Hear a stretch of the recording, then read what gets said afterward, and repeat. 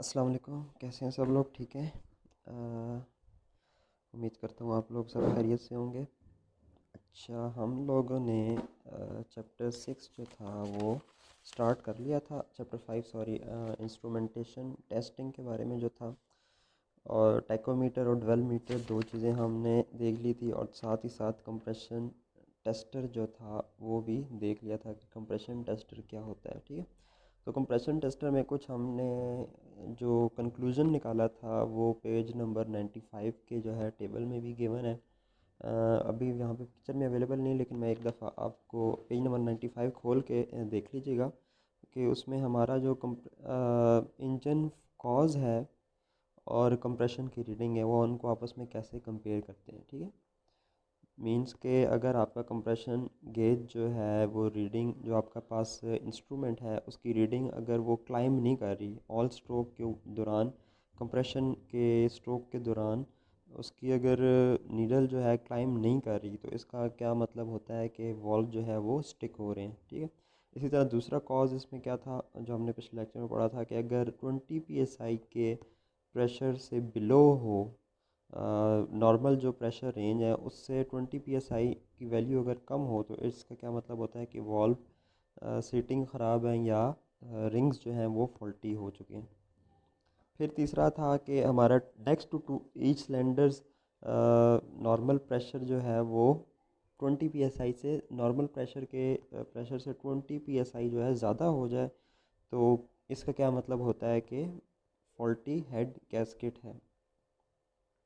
और इसी तरह जो चौथी हमारे पास जो रीज़न थी और उसका कॉज है वो कॉज ये हो अगर आ रहा हो आपकी रीडिंग के ऊपर कि नॉर्मल पीएसआई का जो प्रेशर है उससे 20 psi ज़्यादा हो, अबव हो, 20 psi अबव हो, ठीक है, नॉर्मल प्रेशर से, तो इसका मतलब है कि उसके अंदर ऑलरेडी कुछ चीज़ें डिपॉजिट हो चुकी हैं जिसकी वजह से प्रेशर ज़्यादा हो रहा है। और ऑलरेडी क्या चीज़ें डिपॉजिट हो सकती हैं वो हमें पता है कि वो एक्सेस जो कार्बन है वो अगर चैम्बर के कंबशन चैम्बर के अगर अंदर हो, तो इसका मतलब है कि वे हमारा जो है रिजल्ट्स जो आएंगे वो क्या होंगे, इसके कंप्रेशन प्रेशर क्या होगा, ज़्यादा होगा इनसाइड दी सिलेंडर। तो ये जो था ड्राई टेस्ट था। फिर इसके कंपैरेटिवली हमने लास्ट टाइम देखा था वेट टेस्ट। वेट टेस्ट में क्या करते हैं, वेट टेस्ट सबसे पहले इंपॉर्टेंट चीज़ तो ये कि ये डीजल इंजन के लिए नहीं होता है, सिर्फ और सिर्फ पेट्रोल इंजन के लिए होता है। ठीक है, और वेट कंप्रेशन टेस्ट में क्या होता है कि हम क्या करते हैं, इंजन ऑयल 1 चम्मच या 15 सीसी के बराबर तकरीबन डाल देते हैं, और उसको ऑयल इतनी अमाउंट का डालने के बाद फिर हम क्या करते हैं उसकी मुख्तलिफ़ किस्म की हमारे पास वजूहात की वजह से हम देख सकते हैं कि क्या पिस्टन रिंग घिसे हुए हैं, क्योंकि अगर पिस्टन रिंग घिसे हो तो ऑयल क्या होता है वहाँ पे आर्जी तौर पर ब्लॉकेज कर देता है, तो इससे क्या हो जाता है, प्रेशर जो है वो और बढ़ जाता है। और अगर वो घिसे हों और अंदर फंसे हों तो तब भी कंप्रेशन ना बढ़े, तो शायद मे बी लीकेज भी हो सकती है, जिसकी ये ऊपर जो पेज है वो यहाँ पे दिखाया भी हुआ है। कुछ वजूहात बताई हुई हैं कि हो सकता है वॉल्व स्प्रिंग टूटा हो इसलिए प्रेशर ना बढ़ रहा हो, वॉल्व के एडजस्टमेंट ठीक से ना हो, ये हो सकता है इस वजह से जो है उसका प्रेशर ना बढ़ रहा हो, कैम शाफ्ट लूब्स वगैरह का हो सकता है घिसे हो इसलिए प्रेशर ना बढ़ रहा हो, सीट जली हो सकता है वॉल लिफ्टर या रॉकर आर्म जो है वो ख़राब हो, या वो घिसा हुआ हो, जाम हो, सीट पर जाम जी सीट जाम हो, जली हो, तो ये मुख्तलिफ जो वजूहत हैं उनकी वजह से भी प्रेशर डेवलप नहीं हो सकता। सो ये तो था पिछले वो चीज़ का लास्ट जो चीज़ हमने पढ़ी थी उसका क्विक रिव्यू था। अभी आगे देखते हैं इंजन वैक्यूम गेज, इसके बारे में ये हमें क्या बताते हैं। ठीक है, तो इंजन वैक्यूम गेज की मदद से इनटेक मैनिफोल्ड वैक्यूम की पैमाइश की जाती है। Intake manifold vacuum engine load, throttle valve की पोजीशन और इंजन के मुख्तलिफ नकाइज की वजह से तब्दील होता है। वैक्यूम में तब्दीली से हमें अंदाज़ा होता है कि इंजन में क्या नुक्स है। टेस्ट करने से पहले चेक करें कि कोई वैक्यूम पाइप उतरा हुआ ना हो या कहीं से वैक्यूम लीक ना हो। ठीक है, ब्रेक प्रेशर टेस्ट करें ताकि पता चल सके कि एग्जॉस्ट सिस्टम बंद नहीं है। सो इंजन वैक्यूम टेस्ट जो है वो उसमें हम इंजन की जो इनटेक मैनिफोल्ड है उसके अंदर ड्यूरिंग सक्शन वैक्यूम किसको कह रहे हैं हम, सक्शन को। हमारा इसके साथ यहाँ पे ताल्लुक़ है कि जो स्ट्रोक्स होते हैं, पहला स्ट्रोक हमारा क्या होता है, वैक्यूम या सक्शन स्ट्रोक होता है, ठीक है। तो पहले जो वैक्यूम स्टेज होता है उस वक्त क्या है कि जितनी वैक्यूम वो सक्शन क्रिएट करेगा तो तभी जो है फ्यूल और एयर का मिक्सचर जो है इनसाइड द सिलेंडर मूव हो सकेगा। और अगर वो प्रॉपर इनटेक नहीं करेगा, वैक्यूम नहीं करेगा, तो फिर आपका इंजन भी प्रॉपरली वर्क नहीं करेगा। तो ये इंजन की इनटेक मैनिफोल्ड के अंदर जो इनटेक मैनिफोल्ड मींस के जो इनटेक की जो लाइन आ रही होती है ना, जिसके थ्रू फ्यूल और एयर का मिक्सचर जो है वो इनसाइड द सिलेंडर जा रहा होता है। और आउटलेट मैनिफोल्ड कौन सी होती है, जहाँ से कंबस्ट होके गैसेस, बर्निंग के बाद कंबस्ट होके गैसेस निकल रही होती हैं, ठीक है। तो इनटेक मैनिफोल्ड की जो वैक्यूम प्रेशर है वो एक ख़ास होना ज़रूरी है। अगर वो ना हो तो मुख्तलिफ़ किस्म के नताइज हमें हासिल, मुख्तलिफ़ नकाइस हासिल, नुक्स मतलब हासिल हो सकते हैं। तो हो सकता है कि इंजन लोड जो है वो इनटेक मैनिफोल्ड इंजन लोड हो सकता है, थ्रॉटल वॉल्व की पोजीशन और इंजन की थ्रॉटल वॉल्व की भी अगर पोजीशन सही सेट ना हो तब भी वो मुख्तलिफ नुक्स हमें दे सकता है। तो वैक्यूम इसका कुछ जो वैक्यूम मीटर है वो कुछ ये फिगर के अंदर शो हुआ है कि इसमें जो रीडिंग है वो मिलीमीटर में भी है और इंच ऑफ मरकरी में भी है, ठीक है। मिलीमीटर या इंच ऑफ मरकरी में भी है। तो जो बाहर की तरफ जो रीडिंग है वो हमारी इंच में होती है और अंदर की जो रीडिंग है वो मिलीमीटर ऑफ मरकरी में हो सकती है, ठीक है। सो इसमें ये मुख्तलिफ़ किस्म के मिलीमीटर ऑफ वाटर में हुआ है और टेबल में जो पिक्चर में जो दिखाई गई है वो इंच माइक ऑफ वाटर में भी हुई हुई है मेजरमेंट, और मिलीमीटर ऑफ वाटर मतलब मरकरी या वाटर बैरोमीटर, जिसके अंदर जो मुख्तलिफ़ किस्म के हम फ्लूइड यूज़ कर सकते हैं। मरकरी अगर यूज़ कर रहे हैं तो वो इंच ऑफ मरकरी हो जाता है, और अगर वाटर यूज़ कर रहे हैं तो इंच ऑफ वाटर हो जाएगा। सो ये मुख्तलिफ़ जो है ना मेजरमेंट्स के यूजेस हो सकते हैं। अच्छा, हम देखते हैं अभी कि इसको वैक्यूम गेज को कैसे जो है ना हम यूज़ कर सकते हैं और इसके साथ कैसे कैसे टेम्परेचर क्या क्या करना पड़ेगा और क्या क्या चीज़ें। पहले जो चीज़ें उसने हमें बता चुकी थी ऊपर कि वैक्यूम पाइप, सबसे पहले एक तसल्ली कर लें कि वैक्यूम जो पाइप है वो उतरा हुआ उतरा हुआ नहीं ना हो, ठीक है। मतलब एक चीज़ हमें ये बताई हुई है। फिर इसी तरह बैक प्रेशर टेस्ट कर लें कि कहीं एग्जॉस्ट सिस्टम बंद ना हो, ठीक है। तो एग्जॉस्ट सिस्टम भी बंद नहीं होना चाहिए। इसी तरह नेक्स्ट अब हम देखते हैं चीज़ों को, वैक्यूम गेज को इनटेक मैनिफोल्ड के साथ जोड़ें। वैक्यूम को हम इनटेक के साथ जोड़ लेते हैं, स्टार्ट करके इंजन को नॉर्मल टेम्परेचर पर लाएं, फिर आइडियल और दीगर रफ्तारों पर वैक्यूम की मकदार नोट करें। फिर मुख्तलिफ़ किस्म के हमारे पास लोडिंग कंडीशंस हैं। आइडियल कंडीशन के ऊपर मीन्स कि जब इंजन जो है आइडल काम कर रहा हो, उसके ऊपर कोई लोड ना हो, जस्ट इंजन स्टार्ट हुआ हो, ठीक है। और फिर उसके बाद थ्रॉटलिंग की मुख्तलिफ पोजीशंस के ऊपर भी हम देख लें कि वैक्यूम की मकदार कितनी है, तो वो हमें रीडिंग के थ्रू वैक्यूम गेज से हासिल शुदा मुख्तलिफ रीडिंग्स की वजाहत की गई है। अब इन रीडिंग्स का जायज़ा लेते हैं। सो यहाँ पे कुछ मुख्तलिफ़ किस्म की रीडिंग्स बताई हैं, अब देखते हैं कि इनका क्या पर्पज़ होता है। सो आइडल स्पीड पर अगर सुई हमवार और यकसा तरीके से हरकत करे तो ये नॉर्मल है। आइडल स्पीड मींस के आइडल कंडीशन के ऊपर इंजन अगर खड़ी हुई है, गाड़ी ज़ीरो लोड के ऊपर है, जस्ट शाफ्ट रोटेट कर रही है, तो उसको हम आइडल कंडीशन कह रहे होते हैं। अगर इस आइडल स्पीड के ऊपर अगर हमारे जो गेज की जो सुई है वो हरकत ना करे तो इसका मतलब है कि ये नॉर्मल है। मुख्तलिफ़ इंजनों में तसरीहात मुख्तलिफ हो सकती हैं। अमूमन अगर रीडिंग 22 से 17 या 17 से 22 इंच ऑफ मरकरी या inch of millimetre of mercury में 432 या 599 की रीडिंग हो तो इंजन नॉर्मल होता है। इसकी जो मुख्तलिफ इंजन्स की जो है ये मुख्तलिफ रीडिंग होगी, किसी एक पॉइंट के ऊपर रुक जाती है, ठीक है। तो 17 से 22 इंच हो सकता है, ठीक है, इस रेंज के अंदर होगा, या 432 से लेके 599 मिलीमीटर ऑफ मरकरी की रीडिंग तक हो तो इंजन की कंडीशन नॉर्मल होती है। बहुत ज़्यादा मकामात, बुलंद मकामात जैसे हमारे मुल्क में मरी वगैरह वहाँ पर फ़िज़ाई दबाव कम होने से रीडिंग कम आती है। सतह समंदर से 1000 फीट 300 हर मतलब 1000 फीट ऊंचाई पर रीडिंग 1 इंच ऑफ मरकरी या 25.44 मिलीमीटर ऑफ मरकरी कम हो जाती है। तो एलिवेशन के साथ इसका ताल्लुक़ है थोड़ा सा कि सक्शन उतनी ही रिड्यूस होती जाती है जितनी आपकी लोकेशन जो है सतह समंदर से ऊपर होती जाए। तो 1000 सतह समंदर से ऊपर होना फुट की ऊंचाई के ऊपर अगर आप हो, जैसे मरी वगैरह के हिली एरियाज़ होते हैं, तो वहाँ पे आपकी जो मरकरी की इंच में जो रीडिंग आएगी वो 1 इंच ऑफ मरकरी की रीडिंग में कमी आएगी, जो कि 25.4 mm ऑफ मरकरी के बराबर होती है। ठीक है, तो नोट भी नीचे पढ़ लेते हैं। नोट क्या लिखा हुआ है? नोट वो कह रहा है इंच या मिलीमीटर ऑफ मरकरी से मुराद वैक्यूम की पैमाइश का तरीका है। गेज में मरकरी या पारा नहीं होता। दरअसल ये रीडिंग बैरोमीटर में मौजूद पारे के कॉलम पर जो वैक्यूम की वजह से तब्दीली आती है उसके साथ मवाजना है।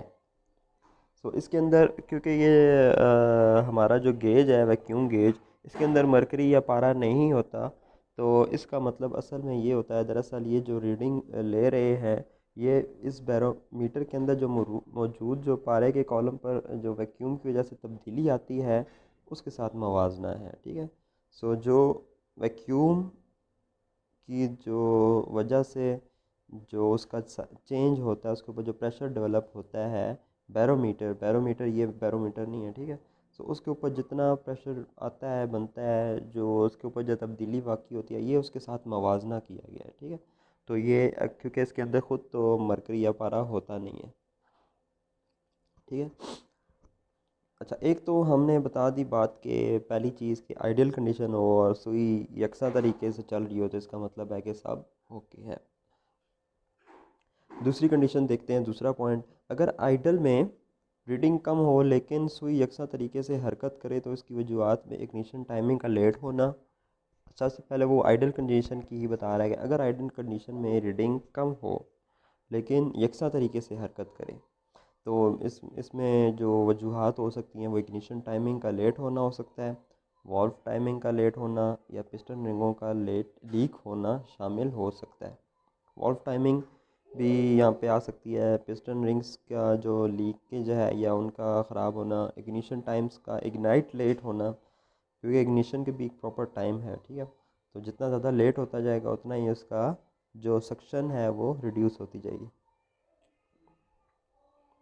सो बहुत ज़्यादा ब्लो बॉय जब पिस्टन रिंग्स और सिलेंडर की दीवारों के दरमियान से गुज़रती है, इससे इंजन की पावर में कमी होती है। इस पावर में कमी से इंजन में बहुत ज़्यादा वैक्यूम पैदा नहीं होता। तो ये उसका बता रहा है कि लीक होने से क्या होगा कि दीवारों से दरमियान से अगर जो ब्लो है वो बाईपास कर जाए तो इंजन की पावर कम हो जाती है और इंजन ज़्यादा वैक्यूम पैदा नहीं करता। अगर तीसरी ये तो रिड्यूस होने का बता दिया उसने कि इग्निशन या लेट हो सकती है या लीकेज हो सकती है या वॉल्व टाइमिंग जो है वो लेट ओपन होना है। ठीक है, तीसरा केस देखते हैं कि अगर रीडिंग बहुत ही कम हो तो, अगर रीडिंग बहुत ही कम हो तो इनटेक मैनिफोल्ड या थ्रॉटल बॉडी से हवा लीक हो सकती है। इस सूरत में थ्रॉटल शाफ्ट के गिर्द से भी हवा लीक हो सकती है और हवा लीक होने से इंजन में वैक्यूम कम और पावर भी कम बनती है। अगर टाइमिंग दुरुस्त ना हो तो फिर भी आइडियल में वैक्यूम कम बनता है। तो अगेन एक और चीज़ है कि अगर बहुत ही ज़्यादा थोड़ी बहुत कम हो और यकसा तरीके से हो फिर तो वो वॉल्व टाइमिंग का हो सकता है, पिस्टन रिंग्स वगैरह का लीकेज हो सकता है। लेकिन अगर बहुत ही ज़्यादा कम हो, 30-40% से ज़्यादा प्रेशर जो है वो जो ऊपर वैल्यूज़ हमें दी हुई थी कि 17 से लेके 2200 इंच तक मरकरी से, अगर 17 से बहुत ही ज़्यादा 10 पे है या 8 पे 9 पे है, तो अगर जब बहुत ही ज़्यादा कम हो तो फिर हम क्या कहेंगे कि ये हम क्या कहेंगे कि ये किसकी वजह से है, थ्रॉटल जो बॉडी है उसमें हो सकता है लीकेज है, क्योंकि वो जब वो लीकेज होगी तो वो पूरी तरह से सक नहीं करेगा और इस तरह वो दुरुस्त वैक्यूम जो है वो नहीं बनाएगा। सो नीचे नोट पढ़ लेते हैं, इसके साथ इसने नोट भी लिखा है, बाज़ इंजन जिनमें हाई लिफ्ट कैम और वॉल्व और लैप तवील होता है। हाई लिफ्ट मींस के जो कैम लॉफ्ट का जो हाइट है, जो उसके ऊपर जो शेप बनी होती है, प्रोन शेप बनी होती है, वो अगर बहुत ज़्यादा हाई हो तो इनमें इनटेक मैनिफोल्ड वैक्यूम की रीडिंग कम और गैर यकसां होती है। जब बहुत ज़्यादा उसका जो लोब हो वो ज़्यादा हो तो तब भी क्या होती है, इनटेक की रीडिंग जो है वो गैर यकसां होती है, एक जगह एक तरह से नहीं होती। ठीक है।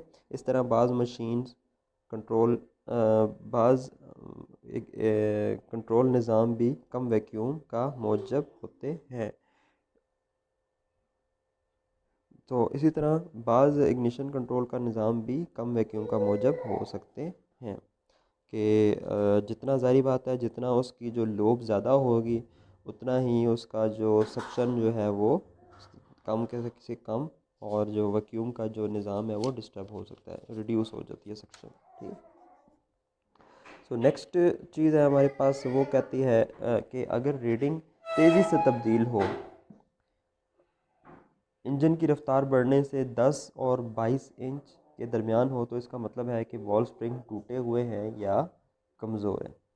तो जो लास्ट चीज़ है, अब हम आइडियल कंडीशन से थोड़ी सी जो है एसिलेटिंग कंडीशन की तरफ जा रहे हैं। एसिलेटिंग कंडीशन में ये है कि आपकी गाड़ी जो एसिलेट कर रही होती है या स्पीड इंक्रीज़ कर रही होती है। तो एसिलेटिंग कंडीशन में अगर ये रीडिंग ज़्यादा बढ़ाए तो इसका मतलब होता है कि वॉल स्प्रिंग टूटे हुए हैं या इसके दरमियान जो है ना कमज़ोर हैं, स्प्रिंग जो हैं वो टूटे हुए हैं, और स्प्रिंग कमज़ोर होने की वजह से क्या होगा कि वो उसकी रीडिंग भी क्या हो जाती है, उसी हिसाब से बढ़ जाती है, जैसे ही आप एसिलेटिंग कंडीशन में हो, इंजन की स्पीड बढ़ रही हो।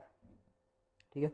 तो ये यहाँ पे देखते हैं, अगर आपको पिक्चर में वैसे क्लियर नज़र आए तो कुछ रीडिंग्स हैं और उसके आगे पॉसिबल कॉजेज़ हैं। पहली रीडिंग हमें कह रही है, यहाँ से अगर ना भी नज़र आया तो आप बुक से पढ़ लीजिएगा। पहली रीडिंग हमें क्या कह रही है, average study reading between 15 to 22 inch of mercury means, इसका मतलब है कि सब कुछ ओके है, नॉर्मल है, पहला पॉइंट जो हमने पढ़ा था। ठीक है। तो ये सारा जो यहाँ पे पॉइंट्स लिखे हैं ना, अभी तक हमने 4 पॉइंट्स पढ़े हैं, तो यहाँ पे टोटल 9 पॉइंट्स हैं, और उर्दू में भी टोटल 9 पॉइंट्स लिखे हैं। मैं यहाँ टेबल से ही पढ़ देता हूँ ये सारे के सारे 9 पॉइंट्स, ताकि आप इधर से ही ज़्यादा समझ लें। तो दूसरा कॉज हमारा हमने क्या पढ़ा था, लो बट स्टडी बिटवीन 12 एंड 15, अगर थोड़ा बहुत रिड्यूस हो, मतलब 12 से 15 के दरमियान हो, तो लीकेज पिस्टन रिंग्स हो सकती हैं, लेट इग्निशन हो सकती है, लेट वॉल्व टाइमिंग हो सकती है। ठीक है। इसी तरह तीसरी जो चीज़ थी वो थी कि हमारी नीडल अगर फ्लक्चुएट करे और ड्रॉप हो जाए between 1 and 2 inch of mercury at idle idle condition के ऊपर, तो इसका मतलब है कि लीकेज वॉल्व है, स्पार्क प्लग इन जो है वो फायरिंग नहीं कर रहा, या वॉल्व जो है वो लीक है या बर्न है। चौथा, इरेगुलर नीडल ड्रॉप अगर हो, 1 या 1 से 2 इंच के दरमियान से इरेगुलर नीडल ड्रॉप हो, तो इसका मतलब क्या होता है कि जो वॉल्व की जो सीट है वो स्टिक हो जाती है, और स्पार्क प्लग मिक्सचर जो है वो लीन या फ्यूल मिक्सचर जो है वो उसको इंटरमिट नहीं कर पा रहा।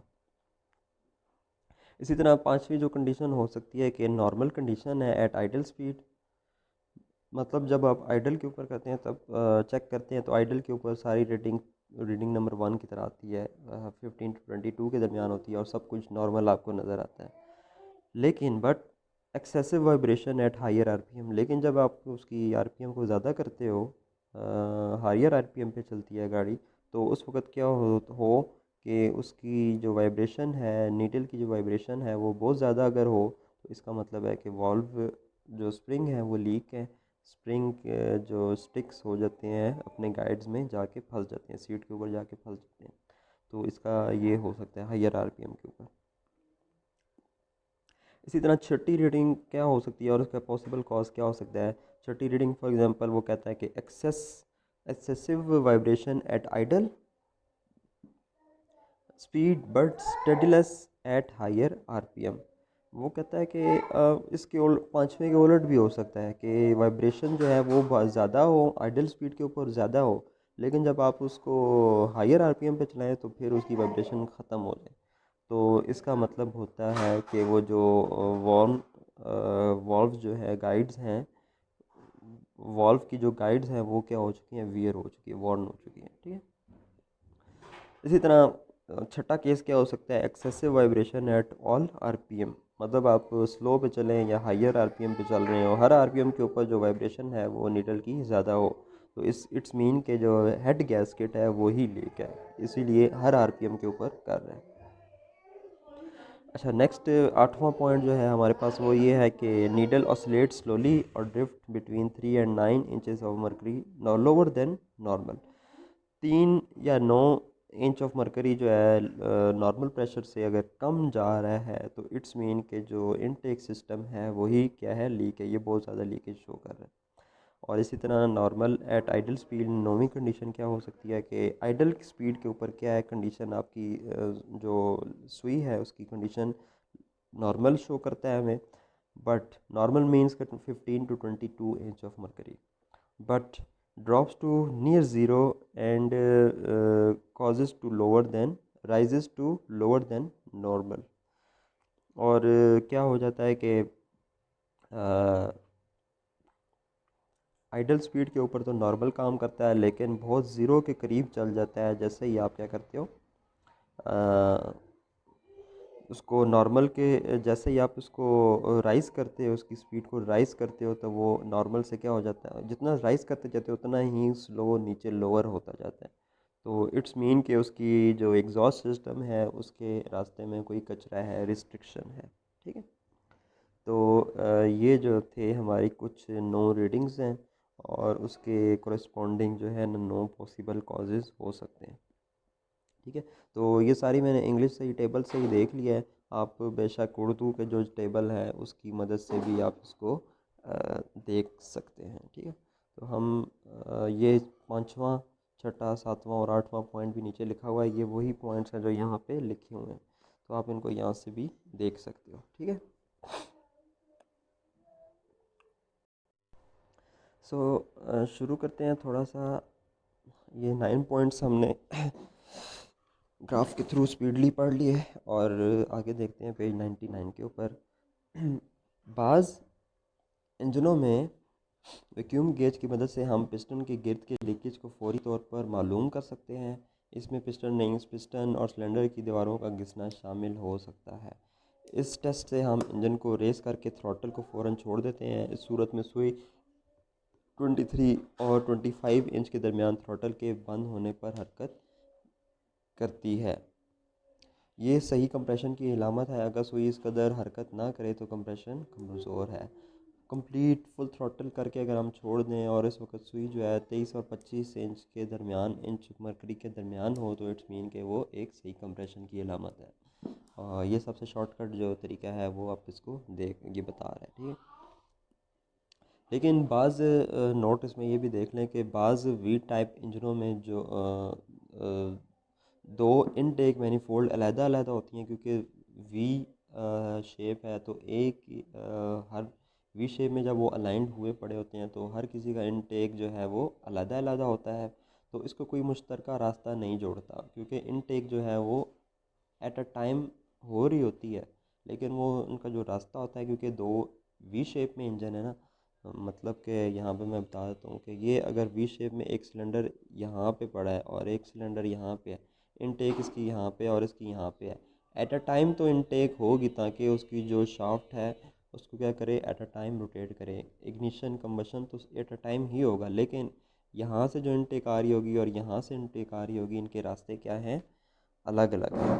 ठीक है, तो अगर रास्ते अलग हैं तो इस सूरत में दोनों मैनीफोल्ड का अलहदा टेस्ट करना ज़रूरी है। मतलब कि कहने का उसका ये था कि जो इस केस में दो मैनीफोल्ड होंगे, क्योंकि वो वी शेप में पड़े हैं, तो दोनों इनटेक मैनीफोल्ड्स का अलहदा टेस्ट करना होगा इंडिविजुअली। ठीक है, अच्छा, वैक्यूम गेज की मदद से एक और टेस्ट भी किया जाता है जिसको क्रैंकिंग वैक्यूम टेस्ट कहते हैं। इसमें इंजन को नॉर्मल टेम्परेचर पर लाकर थ्रॉटल वाल्व और पीसीवी लाइन को प्लग कर देते हैं, मतलब बंद कर देते हैं।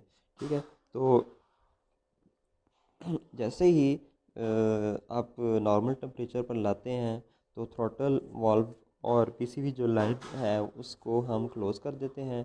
तो इसकी वजह से हम जो है ना क्रैंकिंग वैक्यूम भी, जो क्रैंक की वजह से जो वैक्यूम जनरेट हो रहा था उसको भी टेस्ट कर सकते हैं। ठीक है, तो इग्निशन को डिसेबल करके इंजन को क्रैंक करते हैं। अगर इंजन के मैकेनिकल पुर्जे ठीक हों तो नॉर्मल क्रैंकिंग स्पीड पर वैक्यूम की मकदार यकसा होती है। अगर सुई की हरकत गैर यकसा हो तो इसका मतलब है कि एक से ज़्यादा सिलेंडरों में हवा लीक है।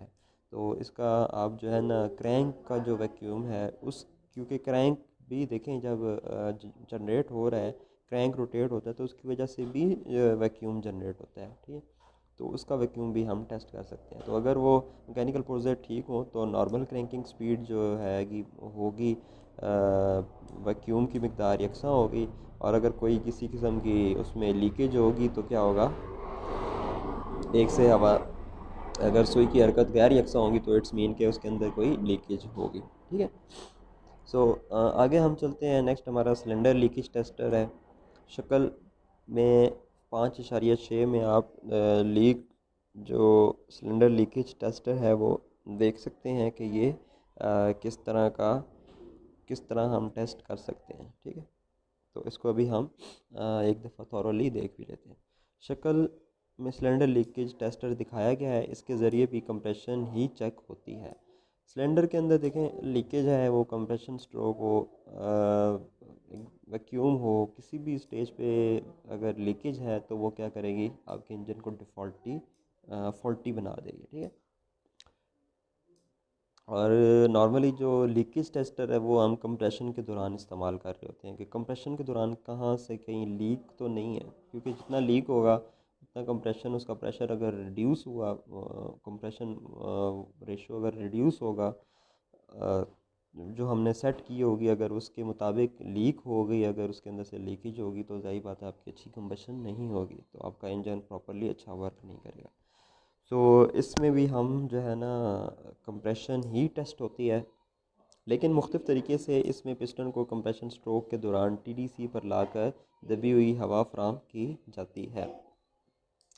सो इसमें पिस्टन की कंप्रेशन स्ट्रोक के दौरान पिस्टन को हम टीडीसी पर लाकर, टीडीसी के ऊपर लाकर फिर हम इसको क्या करते हैं, दबी हुई हवा पर फ्राहम करते हैं। इस सूरत में चूँकि वाल्व बंद होते हैं, ज़ाहिर बात आपको पता है कि जब आपका कंप्रेशन का स्ट्रोक होता है तो इनलेट वाल्व आउटलेट वाल्व दोनों क्लोज होते हैं, तभी क्या होता है कि वो टीडीसी के ऊपर आके क्या करता है, कंप्रेस कर रहा होता है। वरना अगर वो वाल्व ओपन हो गए तो क्या होगा, वो कंप्रेशन नहीं हो पाएगी। तो इसलिए बहुत कम हवा लीक होनी चाहिए। अगर हवा बहुत कम लीक हो तो इंजन ठीक है, अगर ना लीक हो तो बहुत अच्छा है। अगर बहुत माइन्यूट सी रिडक्शन आए तो ये जो लीकेज के साथ हमारे पास बना होता है ये परसेंटेज हमें बता देता है कि अगर 0% तक लीकेज आए या 0 से 5 to 10% लीकेज आए, बहुत कम हो, इससे भी कम हो, तो उतना ही अच्छा हमारे पास मतलब कि लीकेज जो है वो इतनी ही अच्छी, जितनी कम लीकेज होगी उतनी हमारा सिलेंडर जो है अच्छा वर्क करेगा। ठीक है, तो सिलेंडर लीक चेक करने के लिए क्या क्या काम हमें करना चाहिए, ये कुछ लिस्ट बनी हुई है, इसको देखते हैं। स्पार्क प्लग उतार दें, कंप्रेशन क्योंकि हमने करनी है, स्पार्क प्लग उतारेंगे। एयर क्लीनर अलहदा कर लें, ऑयल एयर फिल्टर जो है वो अलग, ऑयल फिल्टर कैप या जो डिपस्टिक है उसको ऑयल फिलर या डिपस्टिक उतार दें। जो उसके ऊपर जो कैप लगी होती है, फिलर कैप होती है, आप उसको उतार दें। इसी तरह रेडिएटर कैप अलहदा करें और रेडिएटर में पानी डालें।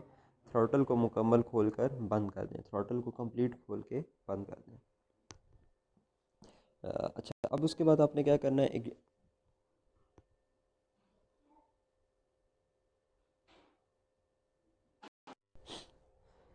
उसके बाद आपने अडोप्टर के साथ एक वेसल जोड़ें और इसको स्पार्क प्लग की जगह पर लगा दें। अडोप्टर के साथ आपने एक वेसल जोड़नी है और उसको स्पार्क प्लग की जगह लगा दें।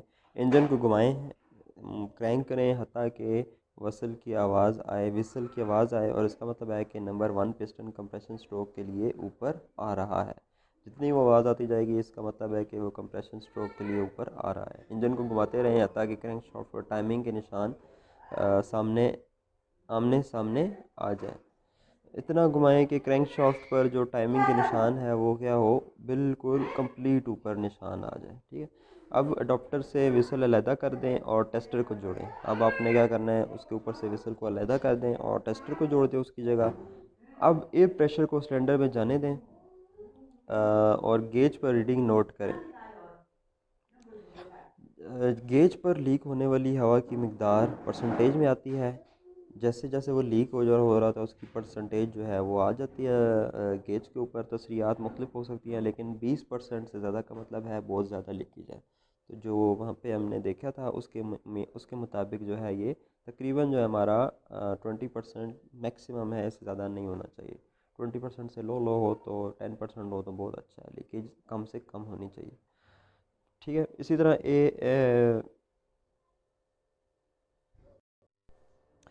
अच्छा, एयर इनटेक, टेल पाइप और इसी तरह ऑयल फिल्टर नेक पर जो है आपने अपने जो स्टेथोस्कोप जैसे हमारे पास इंस्ट्रूमेंट था उसकी मदद से जो है आप आवाज़ सुन सकते हैं, या अपनी कान की आवाज़ से भी सुन सकते हैं। क्या हवा लीक होने की आवाज़ नहीं आ रही? अगर किसी मुतसला स्पार्क प्लग से आवाज़ निकल रही है तो हेड गैसकेट ख़राब हो सकती है। अगर आवाज़ निकल रही हो, किसी भी स्पार्क प्लग से आवाज़ आ रही हो, तो इसका मतलब है कि वो हेड गैसकेट ख़राब हो सकती है। सिलेंडर हेड या ब्लॉक में क्रैक हो सकता है। इसी तरह हो सकता है कि ब्लॉक के अंदर भी या सिलेंडर हेड के अंदर क्रैक हो, जिसकी वजह से वहाँ से लीकेज हो रही हो। तो दीगर सिलेंडर को भी इसी तरह चेक कर लें। तो इसी तरह बाकी जो मुख्तलिफ सिलेंडर है वन बाय वन करके आप उसको भी देख सकते हैं। तो यहाँ पे जो है आप तस्वीर के अंदर भी देख सकते हैं कि leakage points, possible leakage points कौन कौन से हो सकते हैं। ठीक है, सो एक तो ये है कि आपने रेडिएटर कूलेंट वगैरह का जो लीकेज है वहाँ से देख लें कि कोई ब्लॉड और हेड हेड जो है वो ब्लो ना हुआ हो, हेड गैस्केट ब्लो ना हुई हो। ठीक है, उसके बाद listen at the oil filler hole, जहाँ से आप ऑयल फिलर जो होल है वहाँ से देख लें कि कोई एक्सेसिव लीकेज तो आवाज़ नहीं आ रही। अगर वहाँ से कोई आवाज़ आ रही होगी तो ये पिस्टन रिंग्स की आवाज़ होंगी, वहाँ से लीकेज कॉज होगी। ठीक है, इसी तरह listen at the tell pipe, जो टेल पाइप इसकी पोजीशन होती है उस पॉइंट पे देखें।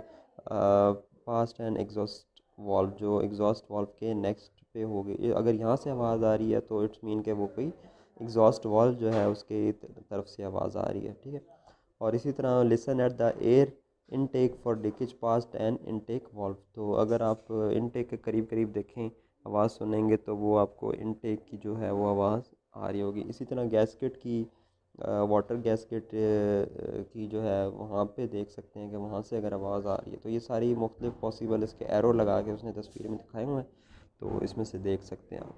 ठीक है, ये कौन कौन से सिलेंडर के लीक, कौन कौन से पॉसिबल जगह हैं जहाँ से सिलेंडर लीक हो सकता है। ठीक है, तो अभी हमारा लेक्चर इसका आज का इधर ही एंड करते हैं। आपको जो चीज़ ना समझ आई आप पूछ सकते हो। बुक आपके सामने पड़ी है, वहाँ से देखेंगे, एक दफ़ा रीड करेंगे तो थ्रू आउट रीडिंग में समझ भी आ जाएगा।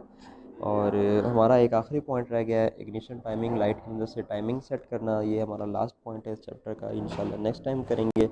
और अभी जो है फ़िलहाल हम अपनी इस चीज़ को, इस क्लास को यहाँ पे ही ख़त्म करते हैं और इंशाल्लाह फिर नेक्स्ट मिलेंगे। ओके, तब तक अटेंडेंस जो है वो आपको पता है कि या इस वीडियो के कमेंट में एंड पे कर दें या मुझे पर्सनली मैसेज कर दें तो आपकी अटेंडेंस हो जाएगी। अगर कमेंट में कर दिया तो वेल एंड गुड।